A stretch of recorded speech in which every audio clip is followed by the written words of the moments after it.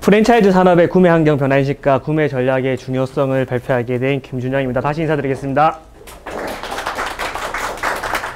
오늘 시사님이 잠깐 소개를 해주셨는데 들어가기 앞서서 제가 어차피 구매 전략이라는 파트로 강의 제안을 받았을 때 굉장히 고민을 많이 했었습니다.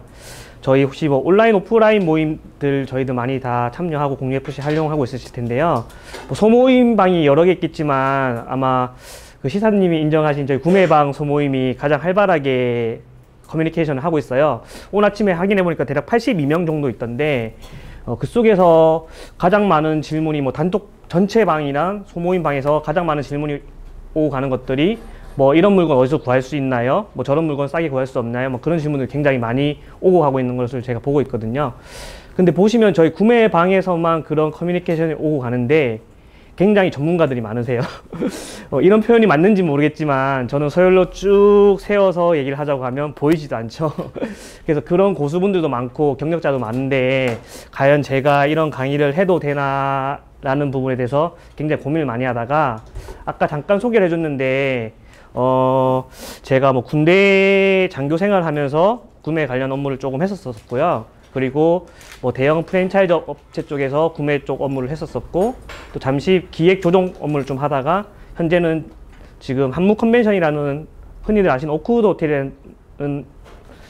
호텔에서 근무를 하고 있거든요. 근데 저희가 외식 사업도 하고 있고요. 그리고 임대 호텔 이런 사업을 다 같이 하고 있어요. 그러다 보니까 제가 외식 분야에서도 구매를 좀 했었었고 그리고 다른 분야에서 구매를 좀 했었었고 그리고 법인을 여러 개 하는 통합적인 구매도 한번 해봤었고 직영점 관리하면서 매장 하나에 대한 구매도 좀 해봤었거든요.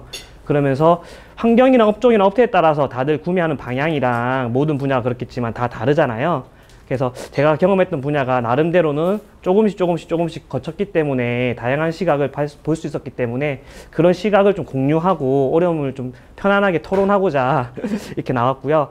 얘기 들으시면서 허심탄회하게 생각했던 것들 나중에 질문할 때 질문하시면 토론할 수 있는 좋은 자리가 됐으면 좋겠습니다. 네.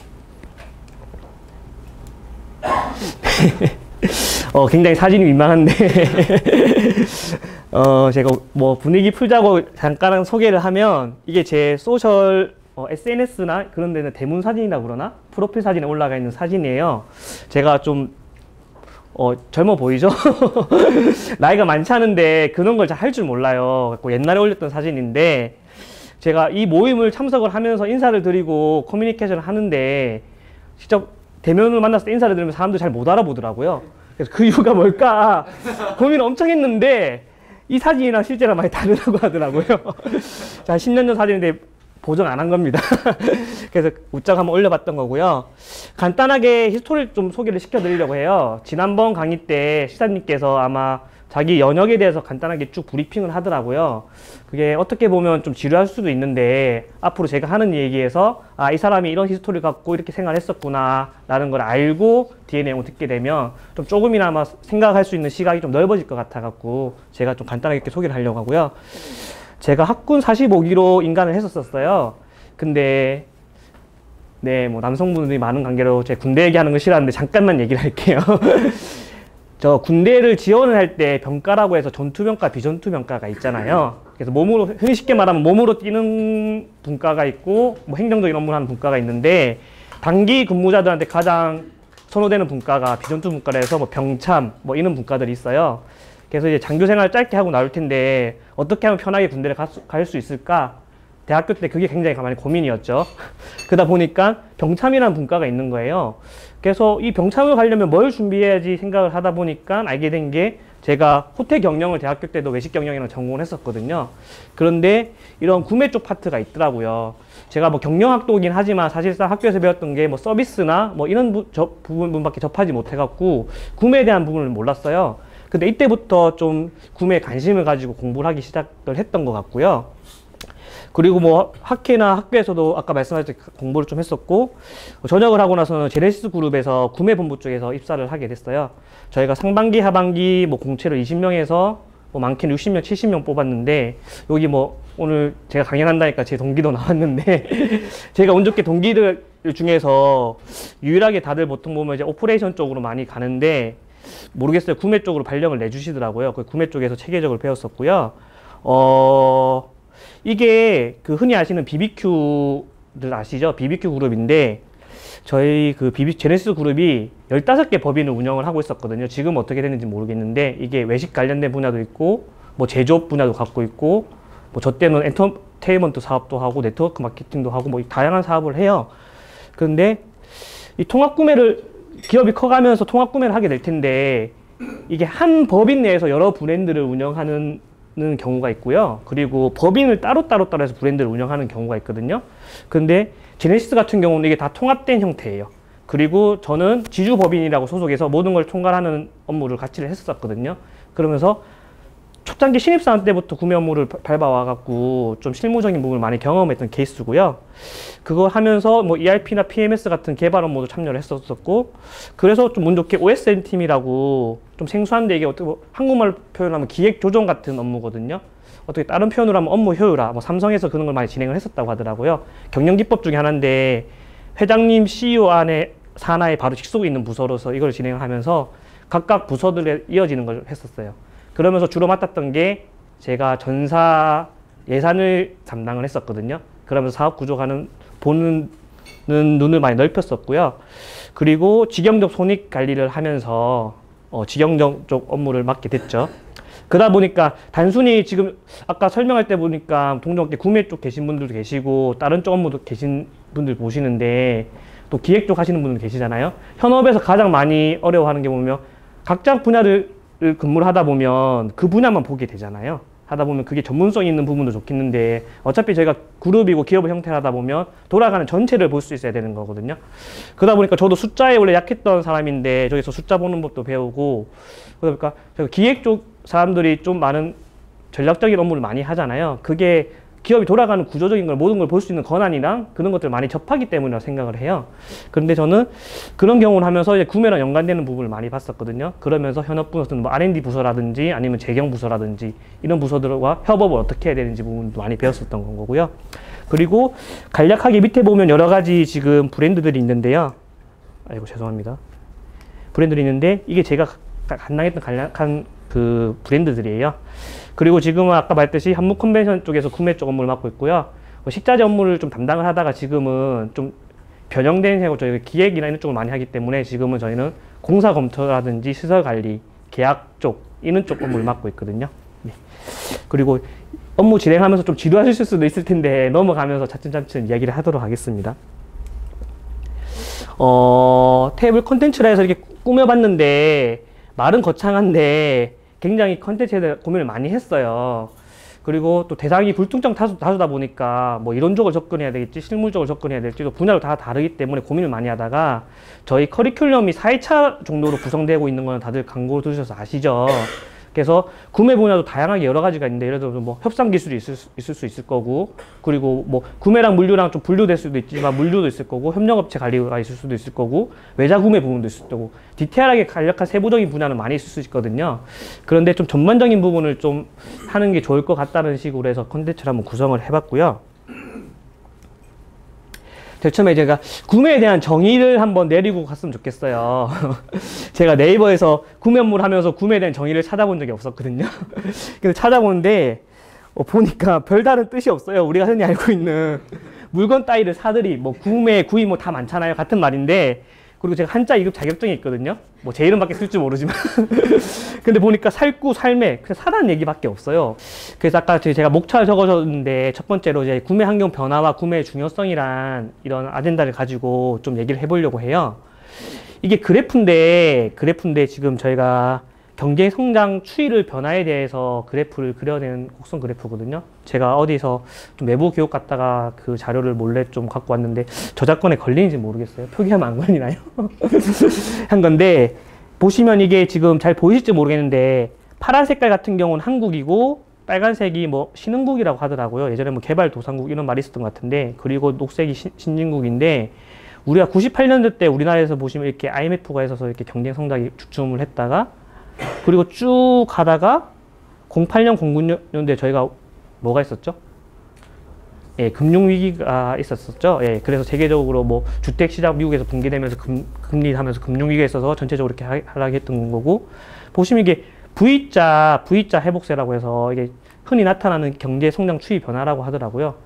그리고 지금 저희가 12년부터는 이제 L자 정체가 쭉 하고 있는 거죠. 그래서 이게 아마 장기적으로 이제 경제 성장이 저희 나라도 이제 거의 선진국 단계에 올라왔기 때문에 쭉 침체될 거라고 하는데, 사실 여기서 보면 제가 뭔가 이걸 보고 데이터를 시간 쪽이 좀 많았으면 분석을 해서, 그때 저번 때 시사님이 만들어준 뭐 쿠의 법칙이었네.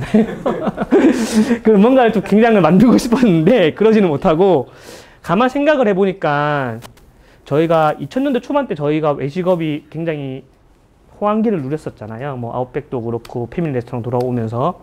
그리고 제가 일했던 그 BBQ가 95년도에 창업을 했었거든요. 그러면서 아마 제가 교육받기로는 뭐 최단기 전 세계에서 최단기 뭐 100호점 달성, 1000호점 달성인가 뭐 기네스북을 세웠다고 하더라고요. 근데 단기간에 그게 뭐 3년 내에 이루어졌다고 하는데, 그 시기가 맞물려 보면 이 시기인 것 같아요. 근데 흔히 우리가 생각을 해보면 경제 침체가 있으면 가장 먼저 타격을 받는 게 외식업 쪽이라고 생각을 하거든요. 소비자들이 지갑을 많이 닫잖아요. 소비도 많이 안 하고. 그렇기 때문에 불황이라고 생각을 하는데, 또 반대로 보면 아까 제가 말씀드렸듯이 이 IMF는 좀 특수 상황이긴 하죠. 우리나라에 국한된 특수 상황이긴 한데, IMF 때는 그렇게 창업 시장이 활성화가 많이 됐었대요. 뭐 경력 계셨던 분은 이때 직장 생활 하셨던 분이 있었는데, 특히 프랜차이즈 업체 쪽에서는 이때만큼 매출이 좋았을 때가 없었다고 하더라고요. 그 시장적 상황이 보면 이제 명태나 이러신 분들이 창업으로 많이 뛰어드셨었잖아요. 그러시면서 창업 시장이 되게 활성화가 됐었던 거고, 프랜차이즈 업 쪽에 종사를 했던 사람으로서 가장 좀 많이 안타까웠던 부분이 그런 부분인 것 같아요. 우리가 경제 성장과 외식업과 발전과 프랜차이즈 산업 발전이 점차적으로 했었어야 되는데, 어떻게 보면 산업의 초창기라고 볼 수 있는 이 시기 때 그렇게 하다 보니까 흔히 P&L 보신 분들이 많이 있으시죠. 뭐 소셜 그때 뭐 프랜차이즈 뭐 그런 개념의 강의도 하셨었는데, 그러다 보니까 뭐 진짜 가맹점만 모집해서 먹튀 하시는 분들 예전에 많이 계셨었고, 뭐 실내도 뭐 많이 아시죠? 예, 그런 분도 계셨고, 제조적으로도 많이 뒷받침 못했는데, 지금은 이제 어느 정도 가도기를 걷고 이렇게 정체기를 겪으면서 산업 전반적으로는 저희가 굉장히 많이 발전을 하고 있는 것 같아요. 예, 그래서 이미지도 제가 어렸을 때는 프랜차이즈라고 하시면 저도 그랬었거든요. 제가 84년생인데 제가 어렸을 때 하셨으면 그런 얘기를 들었을 때는 약간 좀 뭐라고 해야 되지? 이런 표현을 해도 되는지 모르겠나? 사기꾼 집단 이런 이미지가 굉장히 강했어요. 근데 지금도 현업에서 계신 분은 그런 약간 자격지심이라는 표현이 맞는지 모르겠는데 갖고 계신 분도 있는데, 요즘엔 안 그래요. 프랜차이즈라고 하면 대학생들하고 제가 커뮤니케이션 할 일이 많은데, 그래도 약간 지금은 또 많이 변화됐지만 불과 4, 5년 전만 해도 약간 트렌드 있는 산업이라는 인식도 많이 강하고요. 뭐 하여튼 그런 식의 이미지가 굉장히 많이 강하거든요. 산업 전반적인 부분도 같이 발전을 할 수 있는 건 거고, 약간 좀 얘기가 딴 쪽으로 샜는데, 저희가 불황기 때 환경 변화를 보면 뭐 다들 기본적인 내용이에요. 매출이 감소하고 원가가 상승이 되겠죠. 그렇다 보면 가격 경쟁력도 심화되고 자금 시장이 마켓 시장이 침체가 되는 건 거고, 이게 기업에 영향이 오게 되면 딱 어떻게 돼요? 직원들 굉장히 쪼임을 많이 당하죠. 수익성이 약화되고 현금 흐름도 약화되고 기업의 생존력이 하락이 되기 때문에, 여기서 우리가 나오는 게 뭐 각각 기업의 형태에 따라서 아니면 기업의 그 발전이나 역사에 따라 좀 다르긴 하겠지만, 원가 경쟁력이라든지 우리 외식업 같으면 제품이나 서비스 경쟁력 강화, 그리고 자금 흐름 개선에 대한 이런 전략적 비용 절감이 굉장히 많이 필요해요. 이런 쪽으로 지금 많이 변화가 되고 있고,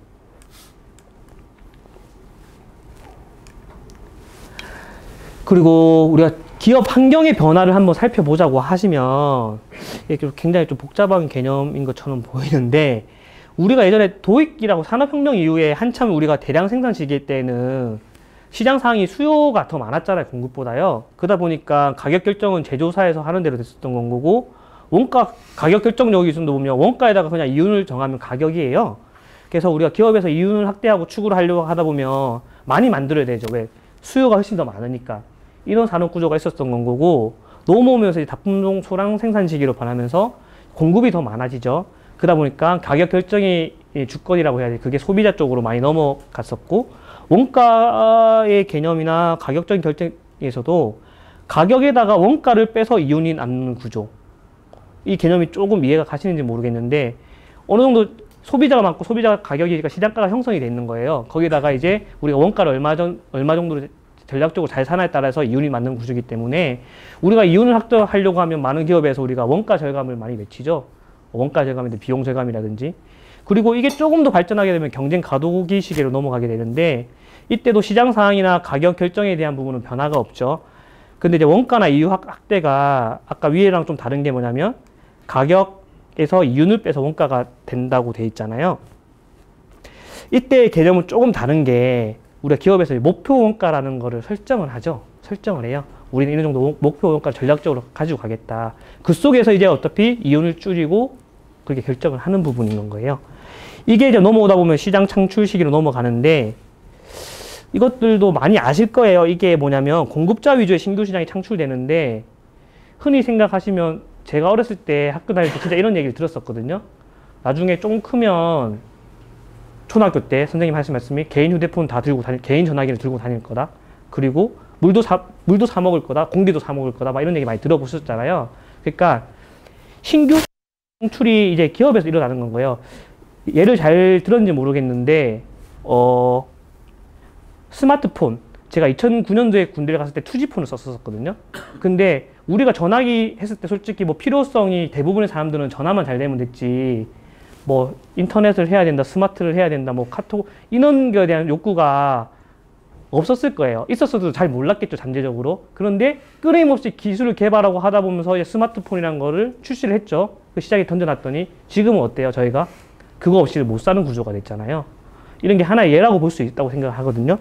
이게 신규 시장의 창출인 건 거고 이 부분에 있어서 혁신적 기술 개발이 많이 이루어진다고 산업 전반적으로 보고 있어요. 이렇게 구매 환경이 많이 변화가 됐고 우리 외식업에서도 요새 막 공고 올라오는 거 보면 저희 단톡방에서 푸드테크라는 용어가 맞나요? 뭐 그런 기술적 개발도 많이 있는 거고 여기 뭐 레드 테이블도 있는데 외식업하고 또 IT가 접목돼서 기술 산업 개발하시는 분야도 많고 다양하게 업종이 환경이 변화되고 있잖아요. 그래서 단순히 이제 예전에는 그냥 이런 기업 환경 변화의 흐름에 맞춰서 저희 외식업이나 프랜차이즈 업종도 많이 변화되고 있다라는 부분을 좀 기억을 하셨으면 좋겠어요. 죄송합니다. 예. 그리고 구매 패러다임의 변화인데요. 뭐 거창하게 갖다 붙였는데 세부적으로 팔고 들면 조금 그렇고요. 간단한 건 그래요. 경영 방식이 아까 말했듯이 지금 저희가 구매 환경 변화라는 건 거잖아요. 예전에는 경영 방식이 제조 중심에서 판매 위주로 들어왔다. 이제는 구매 중심으로 많이 변한다는 거죠. 이게 뭐냐면 구매 보수를 예전에는 단순히 코스트 센터라고 얘기를 했는데 프로핏 컨트롤이라고 지금 인식을 하고 있다는 건 거죠. 나중에 제가 뒤에다가 저희 바로세울로나 축구 포지션 얘기하면서 한 번 더 설명을 드릴 건데 이렇게 인식이 굉장히 많이 변화되고 있어요. 제가 구매 업무를 하면서 가끔 소개할 때 이런 얘기를 많이 들어요. 저는 뭐 어떤 업체에서 왔습니다 얘기를 하시면서 그리고 맡고 있는 업무가 뭐 인사 업무를 맡고 있으면서 구매도 맡고 있고 막 이런 업무를 많이 하잖아요. 초창기 기업에서는 구매 업무를 하다 보면 기업의 발전 주기에 따라서 분야가 다르잖아요. 겸직을 하고 겸직을 하게 되는데 기업 규모적이어서 이제 어느 정도 성숙기나 안정기에 들어가게 되면 그런 분야가 많이 틀리게 되겠죠. 상승 구간에서 이제 매출이 잘 받쳐주니까 크게 이익을 안 쓰고 전문 분야도 없다가 어느 이제 원가 절감이 필요한 시기에 되면 이렇게 변화가 되는 건 거고 지금 산업 전반적으로 저희가 우리나라가 이제 어느 정도 선진국 계열에 들어가고 각각에서 성과를 내고 있는 분야별로 산업이 있다 보니까 지금 외부에 관련된 구매 쪽 사람들하고 만나서 커뮤니케이션을 하다 보면 이렇게 지금 흐름이 변화되고 있거든요. 그래서 그런 부분을 좀 인지를 하셨으면 좋겠고 그리고 이거 제가 저희 단톡방에서 한번 공유됐던 기사에 혹시 기사 읽어보신 분 계신가요? 이거? 없으신 건가요? 이거 누가 지사님 올려주시지 않았었나? 누가 올렸는데 이게 뭐냐면 맥도날드인데 미국에서 맥도날드에서 이분이 맥도날드 뭐 새로 오신 사장님이래요. 이게 2016년 11월 기사인가 그럴 거거든요. 제가 찾아봤는데 기억이 정확하게 안 나는데 이분이 부임을 하고 1년 만에 만나시면서 했던 게 뭐냐면 이게 미국에서는 하루 종일 아침 메뉴라고 해서 그런 메뉴를 판매를 한대요. 그러다 보니까 우리가 계란을 굉장히 많이 소비를 한다고 하더라고요. 들어가는 것들에서. 그런데 우리가 정크푸드나 이런 쪽에 건강, 웰빙 이런 트렌드가 보면서 굉장히 패스트푸드도 많은 위기가 왔고 좀 안 좋다는 인식이 굉장히 많았잖아요. 그래서 웰빙 하면서 뭐 샐러드 메뉴도 출시를 하고 뭐 그렇게 출시를 했었는데 이런 소비자 인식 같은 거 자체가 그것만으로도 패스트푸드에서 이제 매출 활성화해서 할 수 있는 방안이 돌파를 할 수 없다는 판단이 들었대요. 그래서 이 사람이 가만 생각을 하다가 그냥 웰빙에 대한 소비자들의 트렌드와 욕구가 단순히 그런 부분만 아니라 협력업체 상생을 해서 이제 원재료에 대한 가치를 높이는 건 거죠. 이게 뭐라면 혹시 치킨 브랜드에서 오신 구매 담당자였는데 저희가 닭을 키우는 농가나 사육하는 데 보면 닭장이라 그러죠. 거기다가 굉장히 좁은 평수에서 대량으로 닭을 키워요. 그러다 보니까 닭이 스트레스를 많이 받는다는 건 거죠. 그리고 미국하고 우리하고 틀린데 우리나라 같은 경우 특히나 또 호수가 있어요. 중량에 따라 시포닭이 가장 맛있다고 하는데 그런 호수에서 전략적으로 먹여서 키우다 보니까 이게 뭐 저는 동의하지 않는데 뭐 이게 윤리적으로 맞냐 안 맞냐 그런 부분들에서 그런 게 굉장히 관심이 많다는 건 거죠. 그래서 그걸 반대로 해서 얘네가 업무 협약이랑 그런 기술 개발을 해서 닭을 해방시킨 건 거예요. 닭장 없이. 예. 거기에 대한 투자 비용이랑 뭐 그런 투자 손익을 계산을 했었겠죠. 굉장히 많은 반대를 했었는데 이거를 시행하고 나서 굉장히 경영 이익이 창출이 됐다고 하더라고요. 그러니까 아까 말했던 신규 시장 창출이라는 게 하나의 예인 것 같아요. 이게 어떤 마케팅 전략이나 구매에서 협력업체 관리하고 기술 개발 협업 분야도 맞물릴 수 있는 부분일 수도 있겠지만 이게 어떻게 보면 신규 시장에 창출해서 이렇게 마케팅을 했던 부분이라고 생각을 하거든요. 그래서 한번 갖고 와봤고요. 그리고 우리가 기업의 수익 향상 구조를 보면 아까도 말했듯이 매출 증대랑 비용 절감 부분이 있는데 매출 증대 부분은 판매량 증대랑 가격 개선 부분이 있을 거고요. 그리고 비용 절감에서는 사내 원가 절감이랑 사외 원가 절감이 있는 건 거죠. 사내 원가 절감은 우리가 말했던 흔히 구매를 제외한 비용 절감 부분이라고 생각을 하시면 될 것 같고요. 사외 원가 절감이라고 하면 우리가 구매 활동을 외부 협력업체들이랑 하잖아요. 거기서 구매가 공헌하는 영역인데 이런 기업 수익 구조가 이제 예전에는 매출 증대를 목표해서 이제는 비용 절감 쪽으로 바뀌고 비용 절감 쪽에서도 사회 원가 절감 쪽으로 포커스가 많이 지금 바뀌고 있다고 보시면 될 것 같습니다. 그리고 이렇게 아까 말했듯이 구매 원가 절감이 각각 많이 인지되고 중요하고 있는데 그렇다면 구매하는 기업에서 구매를 하는 입장에서 보면 구매가 직면하고 있는 환경은 좀 많이 더 복잡해졌어요. 중요성도 높아지고 환경은 더 복잡해졌죠. 보시면 세 가지로 크게 나눌 수 있는데 비용 절감의 한계라고 하거든요. 매년 이제 원가에 대한 가치가 높아지다니까 기업에서 CEO들이 원가 절감을 많이 외치죠. 그러다 보니까 매번 비딩을 하고 구매 원가 절감을 계속 실행을 해요. 그러다 보면 다들 KPI나 목표를 세울 텐데 신년 되면 이번에는 어떻게 구매 원가를 줄일까? 이런 부분에 굉장히 고민을 많이 하게 되죠. 그리고 신규 잠재 공급사 및 기존 공급사 확보에 있어서 기존 소싱 방법의 저효성이 노출이 되는 건 거죠. 우리가 전략적으로 협력업체를 관리를 하다 보면 우리가 구매하는 부분도 있고 소싱을 하는 부분도 있는데 지금 프랜차이즈 업체에서 많은 부분들이 구매를 대행을 해서 소싱을 하는 부분도 있을 거예요. 그러다 보니까 이런 게 전략적으로 저희가 같이 협업해서 그려가는 과정이 없다 보니까 기존에 들어가 있는 문제점들이 많이 노출된다는 부분인 거죠. 그리고 구매 의사의 결정의 복잡성이 있는데 이게 여러 개 나와 있지만 단순히 말씀하시면 조직이 커지고 복잡해지면 결정 과정이 되게 절차가 복잡해지죠. 그리고 여러 유관부서와 협업을 해야 하기 때문에 그런 결정의 복잡성도 커지는 건 거고 그러다 보니까 효율의 한계가 있는 건 거예요. 이제 그러다 보니까 제가 그때 아까 잠깐 서두에 얘기를 했지만 업무 프로세스랑 효율화 업무를 진행을 했었다고 했었잖아요.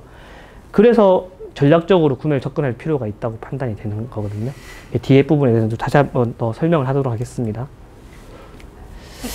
이거는 아까 대충 사전에서 얘기를 했기 때문에 넘어가도록 할게요. 그러니까 일반적인 정의에서 그냥 발전된 정의로 해서 구매 정의가 발전되고 있는 건 거고 분야와 산업에 따라서 많이 구매에 대한 정의가 틀려질 수 있다는 게 핵심 내용입니다. 프랜차이즈 산업이란 게 저희가 저번 강의에서 설명했는데 그 어원을 보면 권리를 부여하다라는 그런 뜻이 있거든요. 권리를 주는 건 거예요. 교육사업이다, 다 유통사업이다 많은 정의가 있겠지만 그래서 프랜차이즈 산업이라는 대한 전반적인 공부를 같이 좀 진행해서 이해를 했으면 좋겠고요. 그 속에서 보자고 하면 저희가 이제 외식 산업에서 프랜차이즈 사업이라는 부분을 또 한번 봐야 되는 거죠. 지금은 저희가 한국형 프랜차이즈라고 하죠. 프랜차이즈 보면 뭐 직영점, 가맹점 보통 운영되고, 직영점을 프랜차이즈 산업에 포함을 시켜야 되나 말아야 되냐, 그런 부분도 많이 있으시고요. 그런데 흔히 산업의 발전 속도를 보면 저희가 미국이랑 일본이랑 우리나라를 봤을 때 한 10년 정도 산업의 발전의 차이가 난다고 해요. 그런데 저는 답은 없다고 하거든요. 어느 뭐 교육을 들어가 보거나 아니면 대학교 강의에서 뭐 교수님들 하시는 얘기를 듣다 보면 하면, 우리가 미국 학문을 기반으로 학문이 많이 들어왔잖아요. 그러다 보면 계속 원론적이고 프랜차이즈가 원래 어떤데 이런 얘기를 굉장히 많이 해요. 근데 저는 그런 말은 굉장히 안 맞다고 생각하거든요. 당연히 나라마다 틀린 건 거고, 우리나라 들어오면서 되게 현지화되는 게 많잖아요. 지금 우리나라에서 하는 거고, 예를 들면 네트워크 마케팅이라는 게 원래 다단계 사업이라는 게 미국에서는 아메이부터 해갖고 굉장히, 이게 사업 모델이나 구조를 살펴보면 굉장히 좋은 수익성이 있는 모델이거든요. 근데 우리나라에 들어오면서 이게 변질되다 보니까 굉장히 많이 그런 이미지가 많이 바뀌었잖아요. 프랜차이즈도 그랬던 것 같아요. 이게 사업 모델이나 구조가 굉장히 많은데, 그래서 저희가 시사님께서 지난번 강의 때 뭐 우리가 브랜드 로얄티를 받아야 되니 말아야 되니 뭐 그런 부분도 있는데, 이게 가도주기적인 가정이라고 생각을 하거든요. 그래서 그런 프랜차이즈 산업에 대한 정의를 한 번 더 각자가 나름대로 정의를 한번 해봤으면 좋겠고요. 그리고 답은 없는 것 같아요. 이게 우리 한국형 프랜차이즈라고 생각하시면 되시는 건 거고, 그 속에서도 내가 각각 일하는 분야에서 프랜차이즈라고 생각을 하시면 될 것 같습니다. 예, 오타가 있는데 프랜차이즈 산업에서 이제 구매라는 부분을 좀 얘기를 해보려고 해요. 큰 기업에서 구매하는 것들 어떻게 보면 기술적인 게 필요하겠지만, 초창기 때 신생을 하면서 이제 프랜차이즈 업체로서 다시 하고 발전되는 단계에서는 그런 구매 어려움이 많이 있을 거라고 생각을 하게 되더라고요. 그래서 이런 기술적인 부분을 단계별로 좀 나눠서 생각을 할 필요가 있다고 생각을 하고 있고요. 그래서 제가 설명드리면서 프랜차이즈의 가장 큰 3대 요소가, 생각하시는 분들마다 다 다르겠지만 이건 제가 한 말이 아니고 제가 좀 뭐 존경하시는 분 중에 한 분이 하셨던 말씀이신데, 공동구매와 공동물류와 공동마케팅에 있다고 얘기를 하거든요. 이게 조금 다른 개념일 수도 있겠는데, 개인이 사업을 하는 거랑 우리가 프랜차이즈 가맹을 할 때 뭐 영업하시는 분들은 더 잘 알겠지만, 가장 큰 차이점이 뭐냐고 하면, 저는 구매 입장에 내가 구매가 있는 것 같아요. 공동으로 구매하기 때문에 내가 할 수 없는 구매권들 있잖아요. 이런 것들을 쉽게 할 수 있는 건 거고, 그리고 개인으로 샀을 때 1,000원을 살 거를 단체로 해서 본사로부터 공급을 받다 보니까 뭐 900원에 800원에 살 수 있는 건 거고, 이런 차이가 있는 건 거고요. 그리고 물류, 뭐 요새 3자 물류 많이 쓰겠지만 프랜차이즈 자사 물류가 있는 경우도 많고, 어떻게든 프랜차이즈는 물류가 공급이 돼야 되는 거잖아요. 뭐 실제적으로 물류가 안 돼, 뭐 변형적인 사업 형태도 많이 있더라고요, 요즘에는요. 근데 보통 이게 기본적인 개념인 것 같고, 그리고 마케팅. 개인은 돈을 들여서 마케팅이라는 게 뭐, 요즘에는 채널이 다양화돼서 방법이 다르겠지만, 뭐 예를 들어서 단순하게 얘기하면 TV 광고, 개인이 TV 광고를 낼 수는 없잖아요. 근데 이게 모이다 보면 TV 광고를 통해서 마케팅 같은 걸 할 수 있기 때문에, 이게 가장 좀 개인이랑 프랜차이즈 구매, 일반 외식업이랑 프랜차이즈에서 하는 외식 사업이랑 좀 차이점이라고 생각을 하게 됐고요. 역사적으로 보면, 구매를 보면, 저희가 삼국을 통일한 조조랑 알렉산더 대왕의 공통점이 혹시 뭔지 아세요? 뭐 여러 가지 분야가 있겠지만 저는 뭐 이런 역사책을 좋아하진 않는데, 보면 이거예요. 우리가 군수물자 보급로를 잘 확보를 한다고 하잖아요. 많이 들어보셨을 거예요. 지금은 말인데, 예전에서는 전쟁을 할 때 그 군량미를 공급하는 부분에 있어서 그게 차단이 되면 전쟁의 승패를 좌우한다고 하잖아요. 저는 우리 프랜차이즈 산업에서도 구매가 그런 역할을 하고 있다고 생각을 해요. 뭐 총알이라고 하죠. 전쟁에 나가는데 총을 쏴야 되는데 총이 없구나, 총알이 없구나, 아니면 내가 밥을 먹고 싸움을 해야 되는데 뭐 식자재가 없구나, 이런 부분에 대해서 많은 부분이 구매가 조율이 잘 돼야 되잖아요. 그래서 좀 그런 중요한 부분 중에 하나라고 생각을 하고 있고요. 아직까지 많은 뭐 CEO 분들이나 이런 부분들이 구매가 그까짓 거 뭐 대충 사면 되지라는 생각을 많이 하고 있어요. 뭐 사업을 영위하면서 가장 안 중요한 부분이 어디 있겠냐마는, 저는 구매가 그 중에서도 좀 가장 그런 쪽 부분을 부각시켜서 보면 중요한 부분이 아닌가라는 생각을 해보았습니다.